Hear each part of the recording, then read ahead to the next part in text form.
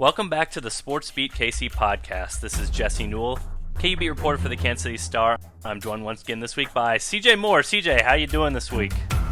Jesse, I miss you. How are you doing? Good. I hear some bathroom remodeling going on. It's exciting times in the Moore household, huh? Yeah, we're on location today in Prairie Village at my mom's house because there is bathroom remodeling and my dog is constantly barking at the poor workers. So I didn't think that was going to be great background noise for a podcast. So I'm nice enough to drive over to my mom's house for you, Jesse, and mostly for the listeners. I just say it's for the people. You're a man of the people, right? People. Yeah, that's right. Well, I think your dog is doing its job. I mean, that's what's supposed to happen. Intruders in the house, no matter if they're helping fix things up or not supposed to be there, right? Yeah, something like that.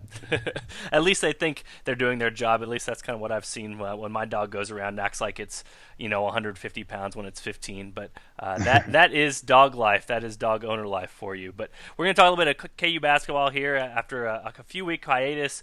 A big news day. Let's start with that, CJ, before we go any further.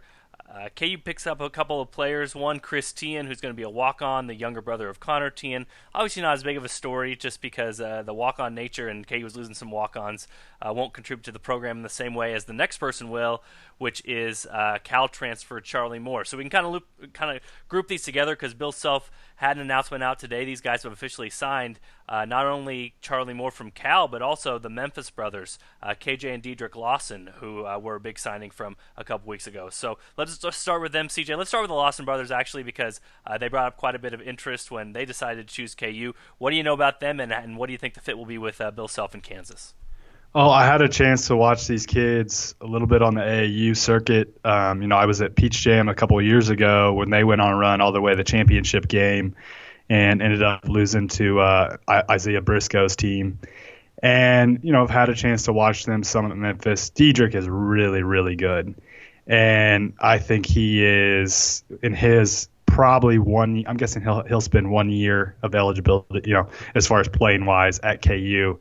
He's a guy that could definitely be All-American, maybe even first-team All-American. I mean, he was put up good enough numbers to be that this past year, just played on a crummy team with crummy guards. So I think that is a huge get. And I would argue getting a guy like Dedrick, and you could consider him basically one and done, is better than probably any one and done freshman you could get. While, maybe – Some recruiting guys might argue that the two power forwards at the top of that class, they might end up being better. I don't know. They're both really, really good. I've seen the kid that's number one in the 2018 class. I actually did a story on him, Marvin Bagley. He's really, really good. So I don't know if Dedrick's his ceiling is as high as Marvin Bagley, but for 1 year in college basketball, I think he's going to be a tremendous player at Kansas. Kind of maybe be a Morris twin type.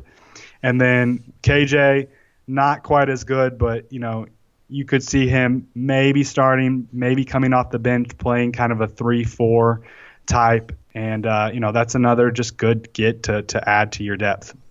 Yeah, just scouting the stat line on these guys, Dedrick, it's pretty impressive. You go across, a nice offensive rating, took on a huge offensive role for Memphis this last season. A guy that can score inside. He gets to the free throw line. He makes free throws. He has a low turnover rate. He blocks shots. Both these guys are really good rebounders, which is one of the top things that kind of stands out when you look at the statistical line. And then Dedrick, you add in that he's a 6'9" guy and was one of the tops on the team in assist rate. So a guy that can pass. So, we've kind of heard the Morris twin, Marcus Morris sort of comparison. I know how much you love Marcus Morris. So that kind of has been thrown at Dedrick. And if KU gets that type of player, I'm sure lots of KU fans will be happy. Maybe the one thing with his game that doesn't show up on the stat line is three-pointers. He shot 111 of them and only made 27%. But again, he'll have a year off and might not even need to shoot a bunch of those threes to be a productive player.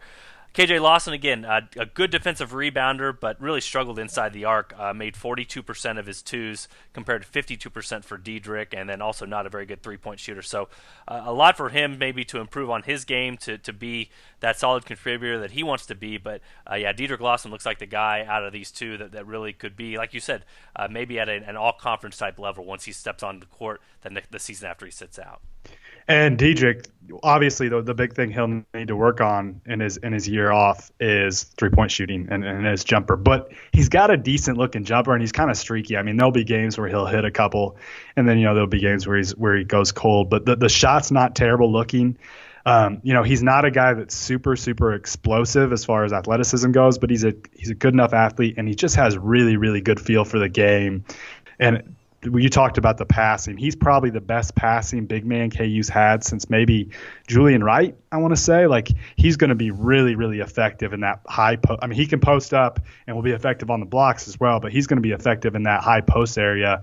If he's playing with Udoka, I know a lot of people are projecting Udoka to just be there at KU one more year. I'm not so sure. I could see him being at KU a few more years. So if, let's say he's playing with the Udoka in a couple of years, Udoka will really benefit from having him in the high post area and being able to get fed the ball. And, he's a guy that he can rebound it and bring it up himself. He can do just a lot of different things and is really skilled and really good at using his body and kind of positioning himself. That's where you see the rebounding numbers are so high, just because he knows where to position himself. He's got great hands. So he's a guy I'm really excited to see play at Kansas, because I think he's going to be a really good fit in the system. And again, a top 70 shot blocker, so that's another dimension that KU maybe missed a little bit last year. Landon Lucas was a great position defender, but KU's had some success, in the past few years with guys that could block shots and kind of be rim protectors inside. You add another one in there, besides Udoka, if Udoka's still around. Even if Udoka's not around, you add one in there that can protect the rim. That could be a good thing for Kansas defense. I think the big question mark you look at now is kind of what happened with the incident right afterwards. There was a Snapchat video posted with KJ Lawson basically saying, F Tubby, Tubby Smith, the old coach at Memphis. You also, KU fans have seen this firsthand. And again, I'm not trying to be unfair to these kids, because this is a different situation. But, you've seen a situation where Xavier Henry and CJ Henry both came to Kansas. One brother played, one brother didn't play as much. There was a little bit of off-the-court stuff going on there, a father who was kind of involved with things, kind of like, it seems like Keelan Lawson is with his son. So, again, this is anecdotal. This is not saying the exact same thing will happen, but I think that might be the question mark with these two coming in, is a matter of that they left Memphis not on great terms because of this Snapchat video and what happened with that. And then also you wonder if a guy like KJ is going to accept maybe a little bit lesser role than what Diedrich is going to have, just based off production. Now, if he plays really well and plays, then you won't have that problem, but you wonder if that can kind of bring up some issues there, especially after that video surfaced on social media. Yeah, I mean, it was really dumb. There's no defending it. It was a dumb thing to say. It was a dumb thing to do. I will say, it looked to me like he was at a bar. The buddy took buddy of his, who I think was also a Memphis player, is the one who put the Snapchat up. Taking it, and you can imagine you just left Memphis. All these guys have left Memphis. They're at a bar. I'm sure some beverages are flowing, and that kid takes a stupid video. So I don't know that we can characterize them as bad kids, or just because of that one stupid incident. But it was dumb, and with the Henrys, you look back on it and it worked out pretty good for Kansas. I mean, they got one really good year out of Xavier, and I don't think CJ Henry really necessarily hurt the program. So if you get something similar to what happened there, I think it's a win. Although I think Diedrich's going to be a much, while Xavier was a good college player, I think what you're going to get out of Diedrich is much more. And I think KJ is better than CJ Henry was, just comparing that situation back then. So I think this is a big win for Kansas. Again, CJ, if the way you're defending a guy is saying that, he was just at a bar with his buddy, had too many drinks and said something stupid, I don't know KJ's age. I'm assuming as a freshman last year, I think.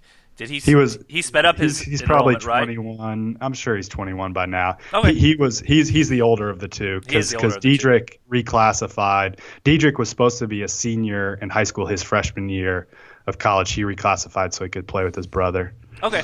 Well, that's again, KJ played the 1 year and then redshirted 1 year, so yeah, he'd be close to the 21 KJ years is, age. is is 20 years old, so yeah, he might have been in a bar drinking when he shouldn't have been. There you But go. Okay, well, all I'm saying is, CJ, I understand and your point. who knows? He might not have been drinking. He might have been at an 18 and over club. I don't know. I'm just saying what I thought what it looked like from a video while I'm watching it on my couch at home. But yeah, it was stupid. There's no really defending it. It was a stupid thing to do, and at some point he should probably come out and apologize. I don't know if he has already or not. I haven't been following along that story too closely. Yeah, he did come out with some sort of statement that night, which again said that he took responsibility for his actions. But no, I definitely, you know what I'm saying here. I'm not trying to. And that's on your boy too. You got you can't put that Snapchat out. Come on, you got to be smarter than that. Like you always have to have fall guys, right? Exactly. Your fall guy, if that's his fall guy, he can't be taking videos of them. It's just kids. Put your phones away while you're drinking and partying. Put them away. He was singing into the camera. He knew what was going on. You know what I'm saying? Like again, it's a different world. I'm sure he knew. Yeah,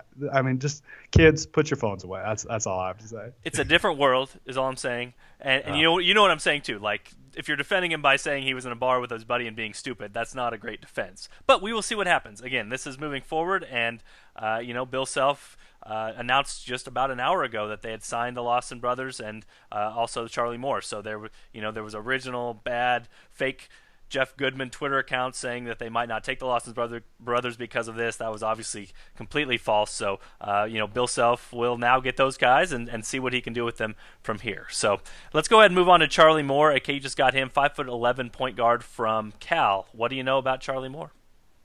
I haven't seen a ton of Charlie Moore play. I've watched a little bit of him, but I'll be honest, Cal wasn't a team I was watching super closely this year. So knowing that KU was a chance to land him yesterday, I texted a scout just asking him what he thought of Charlie Moore, and I'll tell you what he says. He says he will score a lot of points in college but won't play a second in the NBA. He doesn't pass, and he said he has some big cojones. So how do you spell cojones? He used another term, but when I told you off air, you didn't seem to like that term, so I tried to come up with something else. You cleaned it up for the kids. I appreciate that. Yeah, I cleaned it up for the kids. So to contradict what that Scott did say, I looked it up. He had the second highest assist rate in Pac-12 games last year of Pac-12 players. So that kind of maybe contradict that he doesn't pass. But I definitely think he's a score first guard. To me, he's probably going to play that Devontae Graham role, as in kind of the secondary guard, hoping that you have maybe a primary handler like a Frank Mason next to him. I think he's a guy that you'll get for 3 years. And obviously because he's 5'11", if that, he's not gonna be a guy that's gonna bolt for the league. Like maybe Malik Newman, you're probably looking at maybe just having him for a year. So I will say I think it's interesting that Bill Self is almost going the Gonzaga route, right? Like this is two straight years where they're gonna have quite a few transfers in the mix. And I think it's really, really smart. And I think it is you look at the kind of climate of college basketball, and obviously we saw Fred Hoiberg in the Big 12 have a lot of success with this, but Self's recruiting even a kind of another level of transfers. And you look at the way the college basketball is right now, and you have, like with Kentucky, taking all these one-and-done guys and their constant turnover. Here, you're also going to have a lot of turnover, but you're getting guys who are at least in your system for a year before they even play. And like a Dedrick Lawson, you're getting an NBA quality player who is going to be a fourth year. He'll be a fourth-year junior, right? Yeah, fourth-year junior by the time he plays. So I think that, like I said earlier, I think that's better than any one-and-done freshman you can get. And you saw with Gonzaga how much success they had with just getting 1 year of Nigel Williams-Goss. And, I mean, there were 3 transfers in Gonzaga's starting lineup this past season. So I think it's a really, really smart way of going about things if you can land the right guys and if they're good fits for your program, good character kids. I mean, in the case of Charlie Moore, he's a guy that left because his coach left. So I don't know that you used to look at transfers back in the day as like, oh, kids that were flawed, they were paying pain in the butts or something like that. It's not like that anymore. A lot of kids transfer out. So if you can get really, really high quality kids that have proven themselves on a high level already, that's almost better than getting freshmen. Yeah, I think it works for Bill Self for one reason in particular, which is the stability that he likes to have season to season. And you see it with the 13 straight conference titles, but this allows him to sleep better at night knowing not only is 2017 taken care of, but no matter who decides to turn pro and who decides to leave, you have those guys that you know in your practice gym and know what their strengths are, know what their weaknesses are, so when they step on the court, you already kind of have an understanding of maybe how you want to use them or how you want to cater your offense. So for him, it just makes a lot of sense because he doesn't.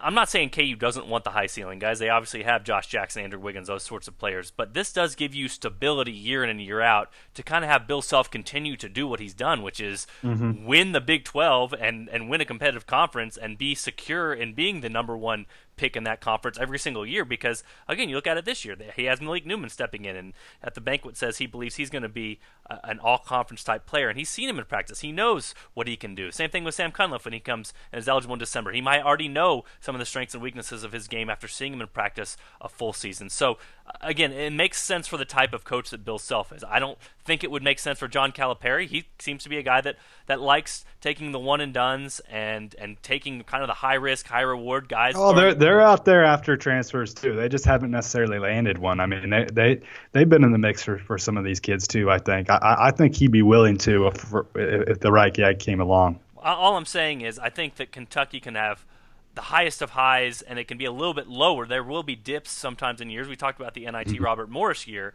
It just seemed a lot less likely for that to happen with Kansas, with what they're doing with their transfer system. It seems a lot less likely that all these guys that seem to be ready for positions in 2018 will bust all at the same time and leave Kansas with a total dearth of talent at the university because, again, these guys are top 60 rivals guys, all three of them that came in. So it just seems to fit the style really well. That's all I'm saying. I'm not saying that other teams aren't trying to pursue these transfers. What I'm saying is it makes a lot of sense for Bill Self to use this sort of thing because what he values so much is winning that conference title and being a consistent team year after year after year. I think you'll see that with Kansas the next 2 years. Yeah, and with Diedrich, I think anybody in America would have taken him. I mean, I'd argue he's maybe the best transfer to ever hit the market in competition with Nigel Williams-Goss. I mean, Nigel Williams-Goss was a second-team All-American this past year. Honestly, my expectations for him, his first year at Kansas, will be to play at an All-American level. I mean, I can't think of a transfer that's ever been out there as far as talent and what he's done on the college level as good as a Diedrich Lawson. I mean, that's such a you talk about getting high ceiling kids. I mean, for a college player, high ceiling college player, it's you're not going to have guys like that come along very often. So that was, I mean, Duke was I know another team that was interested in them. So that's a really I can't emphasize enough how big a get that was for KU. And I think that Malik Newman was also a really big get, but they're different in that Malik didn't have as much success at his previous stop as Diedrich did. Well, it seems natural that Charlie Moore's going to step into that point guard spot right once Devontae Graham leaves. I know you said he might want to be a secondary ball handler, but again, when Devontae leaves, they don't really have too many point guards coming in. If you want to consider Marcus Garrett one, I guess. But other than that, you got to see what happens in this next recruiting cycle too. I mean, they could go out and get a big time freshman point guard coming in for that next year. So true, but 5'11". I mean, Bill Self loves his combo guards, but 5'11", you got to be able to dribble the basketball a little bit if you're playing at that level. Oh yeah, and because for sure. Again, you look at Charlie Moore and kind of the weaknesses other than what your scout said. I mean, he struggles to finish at the rim, which is what you expect from a 5'11" guy. I think he made 46% of his shots at the rim. NCAA averages around 60 on hoop math. And then a guy that, again, 41% overall from two-point range. So just needs to figure out ways to be able to score over the trees inside and a little bit high of a turnover rate. So that's something to work on too. But, again, KU he was a freshman. Gets a year of him in the program, and that's him playing as a freshman at a Pac-12 school, a very high competition school. So we'll see where it goes from there. I did want to get some housekeeping in here, CJ. I went back to the podcast, something we should have been doing the whole time. But since this is the first kind of official podcast of the off season, I wanted to update everybody on the bets that we had last season. So let's start with the scoring draft that we did. I'm sure you'll be most interested in this one. If you remember, we did the who scores the most. You won the coin toss and got Josh Jackson. Lucky you. I took Frank Mason second, which was super smart. Pick. That was a great pick. And then your draft went to crap. And then I took Carlton Bragg with the third pick. So I'll just run down who you had. Your first pick was Josh Jackson, 572 points. Fourth pick was Devontae Graham, 481. Sue Mikhailiuk, 351. LeGerald Vick, 266. And Dwight Colby, 41. For a grand total of 1711. I had Frank Mason, 753, then Carlton Bragg with a third pick, 161. Landon Lucas with 279. Udoka Azubuike would have been a great pick, but he got hurt. 55 points for him, and then I had to take Mitch Lightfoot at the end with 24 for a grand total of 1272. I will say that you got really lucky, though, CJ. I counted it up, and if Udoka had played in the rest of KU's games, he only would have had to average 17.6 points per game for me to win this bet. So obviously, that's he was going to do that. He right? was going to do it. I mean, he was on the verge of averaging 18 points per game. In this season. So I guess I'll give this to you, even though you got really, really lucky with the injury. Cool, and that's a lunch, right? Well, let's get to that because the next one we did was the over-unders with the three-point shooting. So this was definitely for lunch at Grinders and the cheesesteak. I set the line over-under 41% for three-pointers for Devontae Graham. You said over. That was incorrect. He shot 39%. Frank Mason, 39%. I put the over-under at. You said under. That was definitely wrong. Frank Mason at 50% most of the year finished the season at 47%. You said you figured he'd be 38-39% range. Who would have known he was going to be National Player of the Year at the time? Didn't see it coming. Svi Mikhailiuk, I set the line at 37%. You said over because your nickname for him was Svizus. That basically was your only justification. Svi Mikhailiuk hit 40% of his threes. You got that one right. Next one, LeGerald Vick. I said 38%. You said under. LeGerald Vick shot. What do you think he shot last season? Man, 39. He shot 37%. 37, so I hit that. You got that one right. So the tiebreaker in this one, Josh Jackson, I set the line at 35%. You said he would probably shoot in the 33 to 34% range. He was there for so long.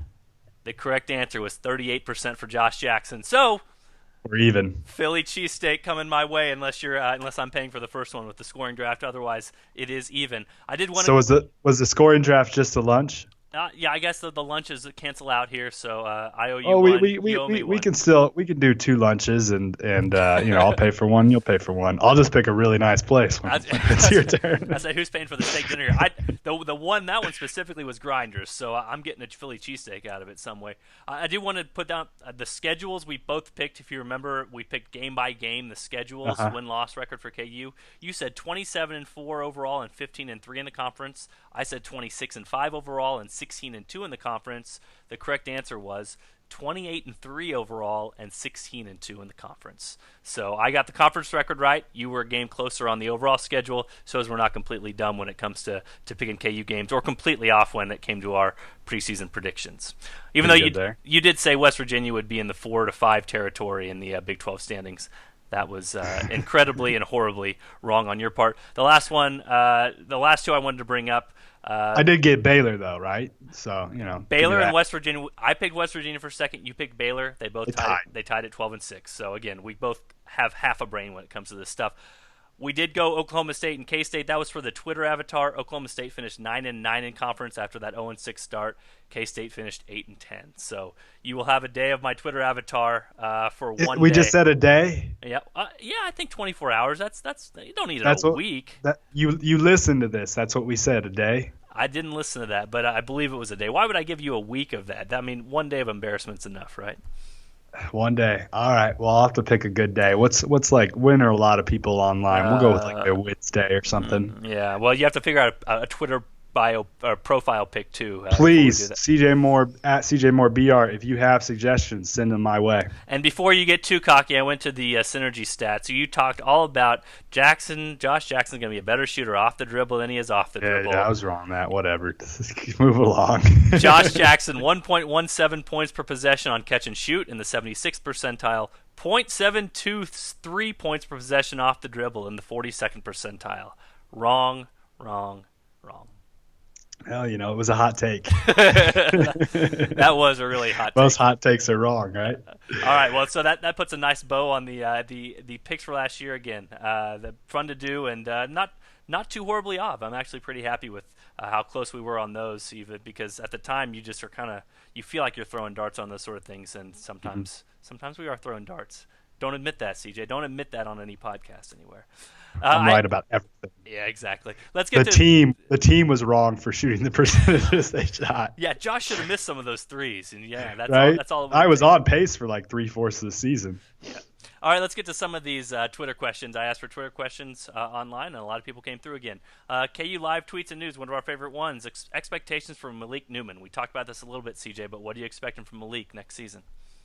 I think he will be KU's leading scorer, and I think he's going to be a all league guy, borderline All American. I think he's really, really going to come out and play well. I think expect KU to be a top 10 level team all year, just because it's pretty much what you can put it on the board every year for Bill Self to be that. And I think he'll have a good chance to win Big 12 Player of the Year because they're probably going to win the conference. And I think he's going to be much better than he was at Mississippi State. And from what I've heard from chatter from folks who coaches and stuff like that is he's looking pretty good. So I think he's going to be a really good player. Agree. And again, Bill Self doesn't throw around those sort of expectations lightly, saying an all-American type player. I mean, he does try to boost guys up at the postseason banquet, but he doesn't say that about guys he's just expecting to average 5 or 10 minutes a game. Of course, I say that, and I remember last year at the banquet how Carlton Bragg announced he was coming back, and there were big expectations for him, and that obviously didn't end the way that KU thought it would. But he seems to be really impressed with what Malik has brought to practice and expects him to be a major scorer from day one. So I agree with you. I think the leading scorer for Kansas next season is kind of the expectation for him and what he should do, stepping right into that role. A lot of people asking this same question from TD Dairy on Twitter. Will Bill Self embrace the new wave four-guard offense, or will he go back to the traditional Self way of two bigs? So walk me through this, CJ. With the personnel that they have, now you can see, unless Svi comes back, unless Svi leaves, KU has its 13 scholarship players now with those 3 transfers who are not eligible. With the personnel they have now, if you're Bill Self, do you go 4 guards, or do you go back to the old traditional 2 big offense? I think they'll probably go back because Billy Preston will probably start at the 4, and I would say he's more of a traditional, stretch 4 type. But I do think, especially if Svi comes back, I could see them maybe even starting the year small, depending on how Preston does in early season practices. Because, you remember this time last year, they were pretty high on Bragg, and then he struggled early on in practice, and they figured out their best lineup was the 4 smalls. So I see them, if Svi comes back, I still see them going to that lineup some. Not nearly as much as this past year, especially if Billy Preston pans out. But I think he won't be scared to go to it, but you'll see more of the traditional, way more of the traditional than you saw this past year. Yeah, it seems like maybe you do both now. You look from Luke Wynn, he talked about in his latest piece that KU had the most efficient offense of the NCAA tournament last year. And I think that's a pretty good indication of how good that 4-guard offense was working, something they kind of drew up on the marker board as the season was starting. I'm kind of torn on this because if you look at, if Svi does come back, part of the reason that KU went to that 4-guard look last year is they wanted to get playing time for both Svi Mikhailuk and Gerald Vick. Well, you look at the wing position for KU. If you're in that same mindset again that you want to get more minutes for those guys, man, they're kind of crowded on the wing again. If you've got Malik Newman, you've got Marcus Garrett, you've got Sam Cunliffe transferring in, and then Gerald Vick and Svi Mikhailuk, and all those guys, if you think they're deserving of minutes, it's going to be hard to get them all minutes if you go back to that traditional 2-big look. And it also brings up maybe the fact, again, that things can change, and things can change over the offseason, but if you looked at the 2 guys that probably you would think are the weakest is the wrong word, but the guys that didn't get the most minutes last year that might still be behind playing time wise, it would probably be Dwight Colby and Mitch Lightfoot. And if you play 2 true bigs, at least one of those guys is going to have to step up and play a lot more minutes for you. So it's kind of an interesting conundrum here that KU is kind of loaded at that wing position, but I don't know who plays your small ball four if that's the case. I mean, you kind of have to force like a Svi or LaGerald Vick into that role if you did it, but again, you kind of want to get some of those wings in the game, and if you're trying to shy away from playing some of those guys you didn't play last year, then a too big look isn't going to help you with that. So it's an interesting conundrum looking at it in the offseason. And the problem is that Josh could really guard force. I mean, look at what he did in the NCAA tournament against Purdue and Caleb Swanigan. I mean, he was able to use his quickness to like keep him from touching the ball in that game, and he really was able to guard force. I don't know that Vic and Svi can. I know Svi has struggled with it guarding true post guys, and I don't know that Vic has the size. Maybe Vic can figure it out, at least in small doses. I think if Svi ends up leaving, I would not be surprised if KU gets a grad transfer.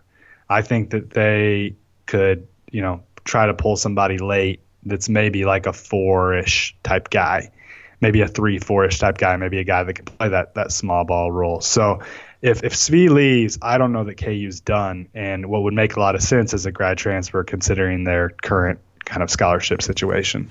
Yeah, that kind of leads us to this next question from Ty Briggs. If Svi comes back, who is the starting three? And who is the starting three by March? So let's start with just Svi coming back. What's your feel on that? And then if he does come back, then who do you think the starting three is? Oh man, it's real. I don't have a good feel for it. I mean, it's just a guess at this point. I haven't really heard. I've heard a little bit of rumblings, but not a lot. I almost think it's 50-50. What do you think, Jesse? I mean, from what you've heard and from talking to people, what do you think, whether he'll come back or not? I just think it's tough to know what's going on from his side, and it's a little bit different for him than other people just because of his family situation. It's a lot less known what his family situation is back in Ukraine, and then also his motivation for coming to Kansas. I mean, did he come to Kansas to try to make sure he got in the NBA draft and to play here, or if things don't work out and he doesn't get drafted, could he go overseas and still be happy with that path that he took? So we don't know financially where he's at. We don't know kind of his own thoughts with it. And then, again, for KU, if you're looking at this, I mean, there was a very big motivation for Bill Self to know what Devontae Graham was going to do because KU needed a point guard. And if Devontae Graham left, then they could try to go on and get Trayvon Duval. But if he kind of did that test the waters, don't know, and then left, KU would have been in real bad shape because they've been trying to play next season without a point guard. So the interest to make him have a decision early, you can understand for KU, and then Devontae Graham did them a big favor and announced that he was coming back, and they kind of have that position locked in now. Whereas I just talked about the wings with Kansas. I mean, they can kind of let Svi Mikhailuk test the waters and wait because, my goodness, you have all these other guys. You have Malik, Sam Cunliffe, LaGerald Vick, Marcus Garrett, all these guys that kind of fit this wing mold, like not a point guard but not a big man mold. So that position seems to be covered if Svi doesn't come back. So again, I don't know the answer to this. It would kind of involve more of knowing what is going on in Svi's mind with his background, with what his family situation is. But I think KU is a lot more open to letting him test the waters and figure out what he needs to do. If he comes back, great. If he doesn't come back, okay, they can adjust with the pieces they have. But Devontae Graham was kind of the big piece coming back next year because KU was going to need to fill in that position if he wasn't coming back. And it's not as easy to say, okay, he's not a first-round pick, which he's probably not a first-round pick if he comes out this year, especially in this draft. He's maybe a second-rounder. You don't even know that for certain. But it's easier for a guy like Svi, who is an international player, to where if he doesn't get drafted or doesn't like his NBA situation, can go overseas a lot easier and probably get a more lucrative contract than maybe an American kid can, because the way these these overseas rosters are set is they can only have so many American guys, so he doesn't hit against their American. The number of American guys they can have, right? So it's easier. He's a more attractive candidate to go back overseas. While he did come here to play in the NBA, maybe he figures out, okay, my future is brighter overseas for now than it is, and maybe I go overseas and I sign one contract and I play 3 or 4 years, and then maybe I make the jump back over to America and play in the NBA. So we'll see. I mean, and at the same time, if he comes back, he is. He can play another year. I think he'll probably start, but it could be a coin flip between him and Vic. And by the time he's this time next year, how old is Svi right now? Is he 20? Yeah, he's 4 months younger than Josh Jackson. So he's 20. He's 20, right? Yeah. Yeah. So he'll be 21 next year. It's still pretty young going into the draft, and you'll be getting a guy who played 4 years of college basketball. So to come back, weaker draft next year, could maybe come back and have an even better season. That's the attractive part of it. Or, take your chances in the NBA or even go overseas. So there's a lot of options there for him, more so than your traditional American player. All right, let's get to Jeff Brack, the strategy, and we've talked about this a little bit, the strategy of recruiting transfers and the pros and cons of it. So quickly, the pros of recruiting these transfers, the cons of having these transfers. You get older guys. You get guys that you've been able to see what they can do on a college level. The cons of it, I guess you maybe don't get somebody for as long because they've used up some of their eligibility. But, when you're looking at a guy like Dedrick Lawson, like I said, I think it's even better than a one-and-done freshman, even if he's a one-and-done transfer. And, I don't know that there are a lot of cons unless you're just bringing in kids that are questionable characters. But like I said earlier, I think there's less of that in the transfer market than maybe the perception used to be. Yeah, what do you think, Jesse? Well, the one con I was going to say that the character thing does play into it because a lot of times that's kind of what is thrown around with transfers is you think that they might be leaving a situation, there might be some baggage there that comes along with them, and sometimes that is the case, sometimes it's not the case. Sometimes kids just legitimately transfer for good reasons. I was thinking Connor Frankamp. I think he went to get closer to home and have a different opportunity, and I think that worked out well for all parties there. Yeah. KU got the scholarship back and used it in a different way, and Connor Frankamp went home and he's playing well for Wichita State. So I think it can work out well for all parties. The one thing I would say is for Kansas, KU, Bill Self is used to recruiting to the 13 scholarships. And, not every program does this. Kentucky in the past is, they recruit their 9 or 10 and then give their scholarships to walk-ons. But, again, you're talking about with Kansas, one injury and one suspension away from being, okay, everybody's got to play again because now you got these 3 transfers coming in and none of them are eligible this year. And then you add on Sam Cunliffe, who is not eligible till the second semester. And, again, I know those first semester games aren't as important, but in the first semester, KU's got 9 guys who can play, other than walk-ons. So it does leave you a little bit thin if weird things happen. If there's a suspension, if there's an injury, whatever the case may be. Now, the rest of your guys are pretty talented. You usually can fill in for that sort of thing. But that also is one of the downsides of the transfer is that no matter how good Dedrick Lawson is, he can't help Kansas in 2017, 2018. Same thing goes for Charlie Moore. So there is a little bit of a penalty there that KU is going to play. I don't want to say shorthanded. KU never plays shorthanded. But if some other factors come into play, whatever they may be, it can leave KU with a thinner bench than Bill Self has had in years past. Yeah, and that the scholarship thing is the one caveat there, but I will say that you typically only need 7 or 8 guys, and you also, if you have 13, if you have your max a number of scholarship guys and they're all eligible, guess what? You're going to end up having kids transfer. So you almost cut down on the likelihood of guys transferring by using some of those spots to have guys that are sitting out.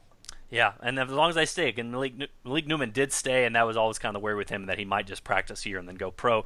That hasn't. Yeah, you could have that worry for Dedrick too. Yeah, but that thing has not burned Kansas yet. I guess that's another con we should throw in there is that these guys, there's nothing keeping them from practicing a year at Kansas and then deciding to go pro, which would leave KU empty-handed with the resources they gave these kids. But again, that is always a possible option when you're talking about these high-end transfers that have NBA futures. Let's go lightning round on these last couple. From an analyst in KC on Twitter, how does Graham entering senior season stack up statistically to Mason? Not to say that he'll make the same leap. So what are your expectations for Graham compared to what your expectations were for Mason coming into the season? Well, I think my expectations for Mason kind of jumped right before the season. I think we talked about this. I got the feeling, even after that draft, a week later, I got the feeling I made the wrong pick and kind of got the feeling that he was really going to kill it. Not to say he was going to kill it at the level that he did. I don't even think maybe Bill Self even saw that coming. I don't know that anybody saw that coming. I think that Graham – I say what do you average this past year, Jesse? I'll have to look it up, but just talk about your expectations for him, and I'll give you the number when you're done. I think Graham averages 30 13 to 14 a game, and or maybe 14 to 15 a game, and then around the 5 assist range, 5 to 6, 5 assists, about 5 assists range. All right, he averaged 13.4 points this past season. So I say jumps up a point or two maybe. I don't think he's going to get anything close to what Mason did. I think that your primary guy scoring the ball is going to be Newman. So I think he's kind of your secondary scorer. So probably in that 15 to 16 range. Yeah, and here's my concern for Devontae Graham. And again, great player, great guy, all those things you want to add up. And again, did KU a huge favor by announcing he was coming back early so they didn't have to worry about their point guard situation. He's going to be like Mason last year, where I think he's going to be in there almost every available minute. Just expect him to play 36 to 38 minutes a game, which will help with those point per game averages. But you look, the one stat you look at is usage percentage, and this is kind of like the Josh McRoberts rule. Josh McRoberts came to Duke. He was supposed to take over, be the go-to guy. A bunch of their good players left, and he still kind of remained as a role player. Ken Pomeroy had a study back in the day that it's really tough for guys to change drastically in one season the role that they have offensively. And so you look at usage percentage for Devontae Graham his first 3 seasons, 19%, which is below average, 17% his second season, which is well below average, and last year 18%. So you heard Bill Self talk all the time about how he deferred for what was better for the team. He let Josh Jackson and Frank Mason take over, and that was good for the team. But it's really difficult to be a role player, go-to guy. And so I would expect him to get that up there. I was looking back a few years ago. Elijah Johnson and Jeff Withey kind of had the same thing, similar thing after Thomas Robinson and Tyshawn Taylor left, where they were kind of the role player types. They upped it to like the 21, 22% usage range.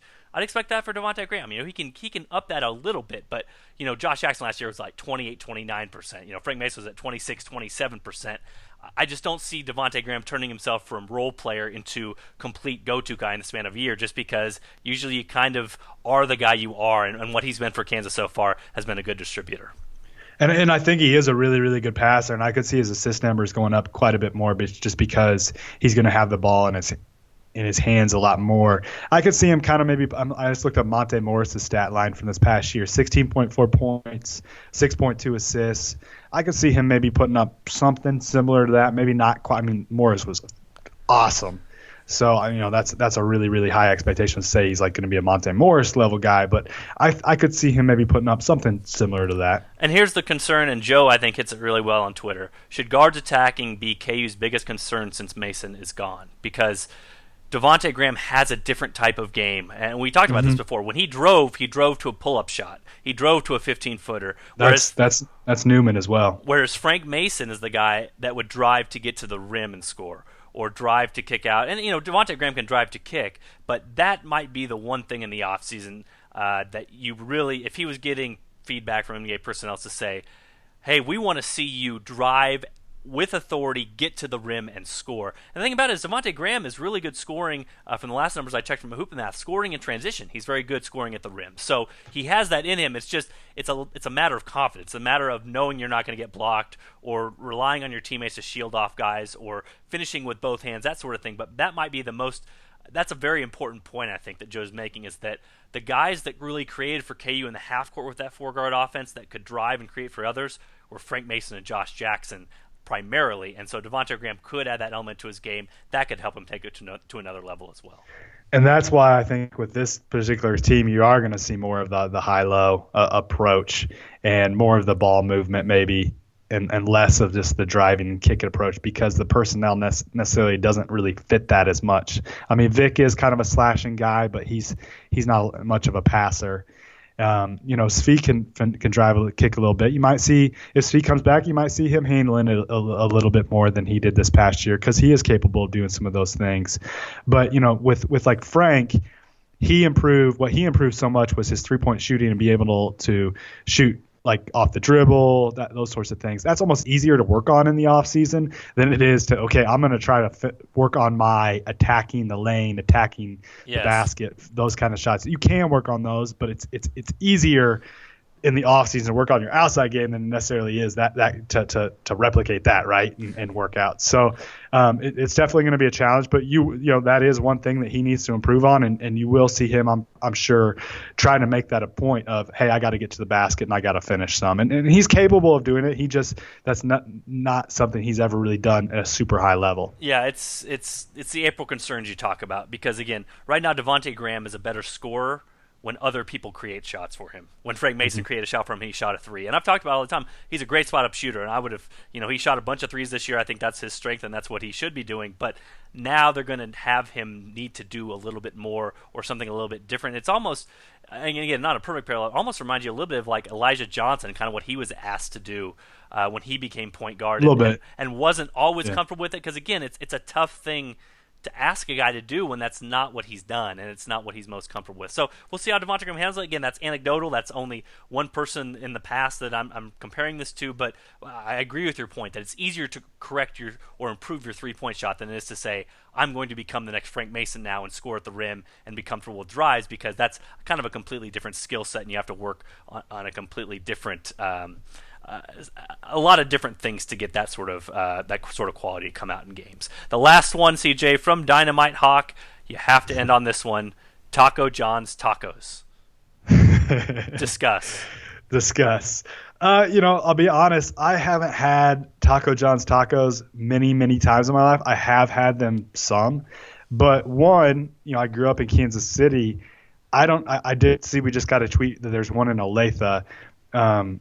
I'll be honest with you folks. I don't go to Olathe very often, so there's basically not one near me. I did go to the one in Lawrence some when I was in school, and the thing with Taco John's that I always fell in love with is the potato allays with cheese sauce. I mean, I may have been guilty of, like, on a drive home from some kind of interview or something at KU, stopping by, getting some potato allays with cheese sauce, and that's it, just like as a little snack. But, Jesse, you don't get this level of sexiness in a 32-year-old man that I have developed by eating a lot of fast food. So I don't eat a lot of fast food. So I don't frequent places like Taco John's. I will tell you, best tacos in Kansas City, best salsa I had today with my lovely wife. We went to Anita's in Merriam.